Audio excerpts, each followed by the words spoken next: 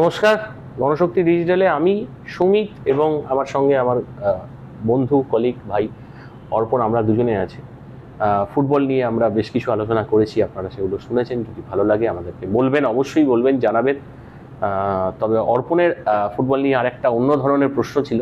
আপনার প্রশ্নটা শুনুন, তারপর সে বিষয়ে আমরা আলোচনা করছি। তো আমি যেটা জানতে চাইবো যে আইএসএল তো ভারতের টপ লিগ, কিন্তু আইএসএল ছাড়াও আই লিগ তো রয়েছে, এছাড়াও অন্যান্য অনেক টুর্নামেন্ট কিন্তু রয়েছে। কিছু কিছু টুর্নামেন্ট হয়, কিছু কিছু টুর্নামেন্ট হয় না, বন্ধ হয়ে গেছে।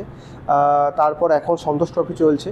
তো এই সব বিষয়ে তুমি যদি একটু আলোকপাত করো।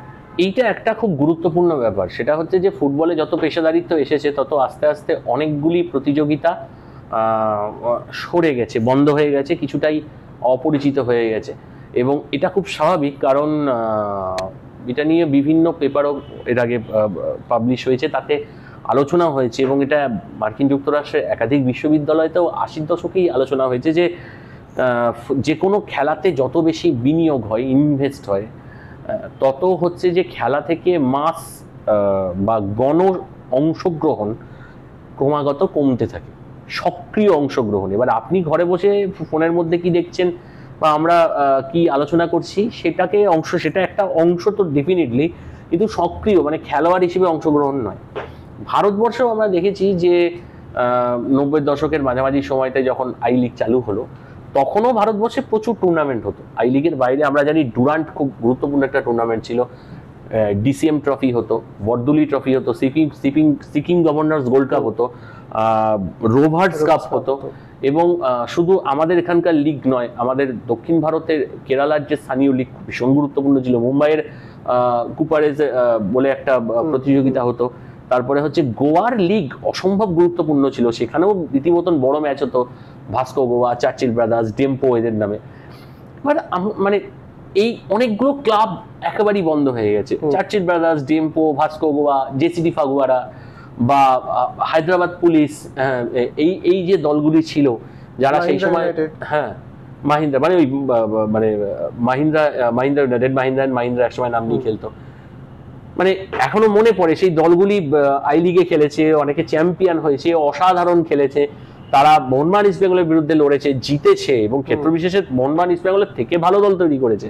মোহনবাগান জিতে, মোহনবাগানের সমর্থকেরা, ইস্ট বেঙ্গলের সমর্থকেরা জিতে আনন্দ পেয়েছে তাদের বিরুদ্ধে। সর্বোপরি ছিল সন্তোষ ট্রফি, মানে রঞ্জি ট্রফিতে যেমন বোম্বের আধিপত্য, সন্তোষ ট্রফিতে বাংলার আধিপত্য। দিনের পর দিন বাংলা জিতেছে, 4টে 5টা 4বার। আমি নিজেই বোধহয় বার দুয়েক হ্যাট্রিক বা 5বার করে জিততে দেখেছি। বড় বড় সব খেলোয়াড়রা যারা ভিন রাজ্যের খেলোয়াড়, কিন্তু বাংলায় তখন মোহনবাগান ইস্ট বেঙ্গল খেলতেন, তারা বাংলার হয়ে প্রতিনিধিত্ব করতেন, বিদেশিরা খেলতেন না, সম্পূর্ণ দেশীয় টুর্নামেন্ট ছিল। এবং অসম্ভব গুরুত্বপূর্ণ ছিল, সিনিয়রদের টুর্নামেন্ট ছিল। তারপরে আস্তে আস্তে এগুলো বন্ধ হতে শুরু করলো। বড় দলগুলির ব্যস্ত শিডিউলে তারা এখানে আর দল পাঠাতে শুরু করলো না।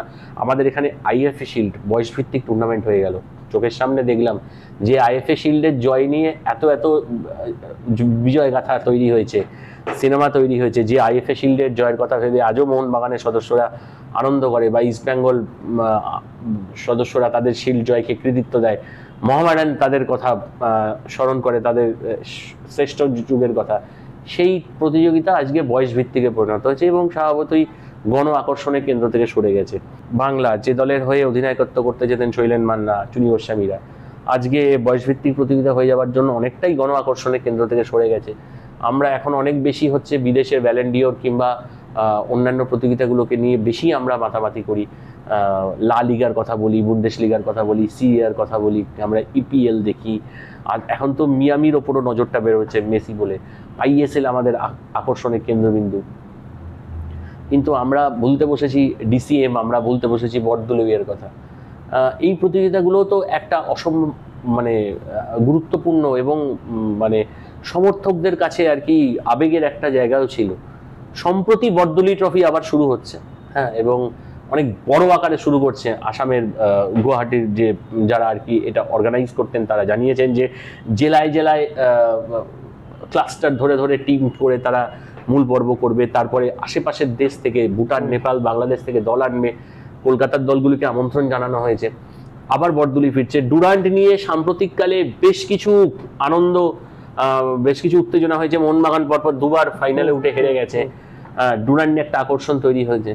আশা করবো একদিন রোভার্সও ফিরবে, আশা করবো একদিন ডিসিএম সিকিং অফ গভর্নর্সও খেলা হবে, এবং হয়তো কোনোদিন হয়তো দেখবো যে আইএফএ শিল্ড আবার সেই জায়গায় এসছে যেখানে সিনিয়র দল পাঠানো হচ্ছে।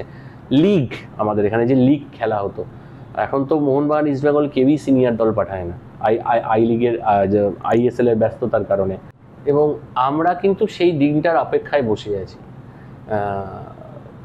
আমরা কখনোই বলবো না যে আইএসএল কে সরে যেতে, আমরা চাইও না। আই লিগ 2, আই লিগ 3 যেখান থেকে আরো টিম আসছে, এই কয়েক বছর আগেও আই লিগ নিয়ে একটা উন্মাদনা ছিল। হ্যাঁ, এখন তো যেহেতু বড় দল খেলছে না, সেই জন্য সেই উন্মাদনাগুলো থাকছে না।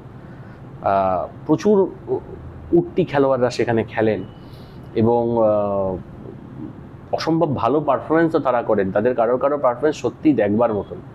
আমার শুধু একটাই কথা বলবার, সেটা হচ্ছে ফুটবল প্রেমী যারা আছেন, আপনারা অবশ্যই এই খেলাগুলোকেও দেখুন, আপনাদের ক্লাবের সাথেই দেখুন। এখানকার অনেক খেলোয়াড়রা ভালো পারফর্ম করলে তাদেরকে তাদের বড় ক্লাবে তারা সুযোগ পায়, তাদেরকে চিনে রাখুন। তাদের একটা জীবন আছে, তারাও ফুটবলটা খেলে, তারাও ফুটবলার, এবং এই প্রতিযোগিতাগুলোর একটা মূল্য আছে। হ্যাঁ, আসলে আমাদের দেশে প্রত্যেকটা জেলার, প্রত্যেকটা মহকুমার, প্রত্যেকটা গ্রামের, প্রত্যেকটা পাড়ার একটা করে ফুটবল ইতিহাস আছে, তাদের নিজস্ব নায়ক আছে। হ্যাঁ, এবং এখনো পাড়ায় কোনো ফুটবল প্রতিযোগিতা হলে কোনো ছেলে ভালো গোল বাঁচালে বা ভালো খেললে বলে, আরে ওর কাকা দারুণ খেলতো, ওর বাবা দারুণ গোলে খেলতো, দারুণ ডিফেন্সার ছিল ওর দাদু, এরকম অনেকে বলে বয়স্ক ওরা। তাহলে বুঝতেই পারছেন ফুটবলটা তো এখানকার জনগণের প্রায় মানে দৈনন্দিন জীবনের সঙ্গে মিশেছিল, এবং এখনো হয়তো আছে। এই জায়গাটাকে শুধুমাত্রই কর্পোরেট প্রতিযোগিতাগুলোর দিকে তাকিয়ে ভুলে যাওয়াটা আসলে হচ্ছে যে নিজের ইতিহাস, নিজের শিকড়কে ভুলে যাওয়ার সমান হবে। তাই আমার মনে হয় এই প্রতিযোগিতাগুলোর পুনরুত্থান অন্তত ভারতীয় ফুটবলের স্বার্থেও ভীষণভাবে জরুরি। হ্যাঁ, কারই বা ইচ্ছা লাগে বলুন যে আজ থেকে 10-15 বছর আগে যে দলটা আমার দেশের থেকে নিচের র্যাঙ্কে ছিল, হ্যাঁ, সেই ইউরো মাতাচ্ছে জর্জিয়া। হ্যাঁ, পর্তুগালকেও তারা হারালো। এইসব দেখতে তো ভালো লাগে না। ফলে এই গ্রাসরুটটাকেও হচ্ছে যে তুলে আনতে হয়, কারণ অতি কেন্দ্রীভবন, হ্যাঁ, সেটা বোধহয় খুব একটা সুস্থ জিনিসপত্র নয়। মোহনবাগান, ইস্টবেঙ্গল, মোহামেডান তিনটে দলে তো বাঙালি প্লেয়াররা নেই বললেই চলে। শুধুমাত্র সিনিয়র দল না, তারা যে রিজার্ভ দল যারা কলকাতা লিগ খেলে, ইস্টবেঙ্গল মোহামেডান তাও আছে, মোহনবাগানে নেই বললেই চলে, 2-3 জন আছে। তো তাহলে এই যে বাঙালি প্লেয়াররা ভালো খেলছে, গোল করছে, সন্তোষ ট্রফিতে গোল করছে, সকলেই তো চায় মোহনবাগান, ইস্টবেঙ্গল, মোহামেডানে খেলতে, কিন্তু সেই দলেই তাদের জায়গা হচ্ছে না।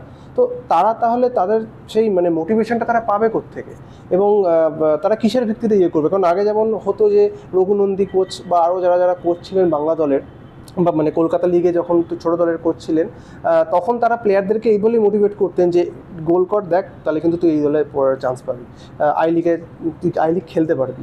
তো এখন সেটা বলার জায়গায় নেই যে তুই এই বড় দলের এগেনস্টে যদি গোল করিস, ভালো পারফর্ম করিস, তাহলে কিন্তু তোরা আইএসএল খেলতে পারবি। কারণ সকলেই খেলতে চাইছে, আইএসএল খেলতে চাইলে ইন্ডিয়া টিমের চান্স পাবে। কারণ কোচ যিনি আছেন মানোলো মার্কেস বা তার আগে যিনি কোচ ছিলেন, কেউই আই লিগ দেখেন না বলেই আজকে ইস্টবেঙ্গলের ডেভিড যে আই লিগের টপ গোল স্কোরার, সে চান্স পায় না, ইন্ডিয়া টিমে চান্স পায় না। সে একই মানে একই দল, একই প্লেয়ারদেরকে নেওয়া হচ্ছে, কোনো চেঞ্জেস কিছু হয়নি।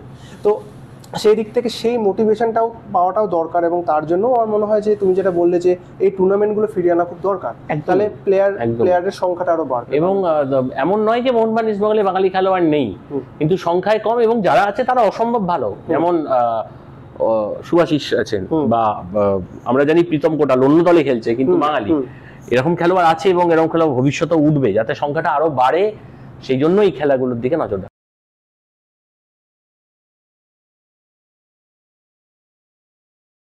এই ভিডিওটিকে লাইক করুন, আপনার গুরুত্বপূর্ণ মতামত কমেন্টের মাধ্যমে আমাদের জানান, এবং আমাদের চ্যানেলের ভিডিও সবার আগে দেখার জন্য ইউটিউবে গণশক্তিকে সাবস্ক্রাইব করুন, ফেসবুকে ফলো করুন, এবং শেয়ার করুন আপনার পরিচিতদের মধ্যে। আমাদের চ্যানেলে আপলোড হওয়া ভিডিও নোটিফিকেশন পেতে বেল আইকনটি ক্লিক করতে ভুলবেন না।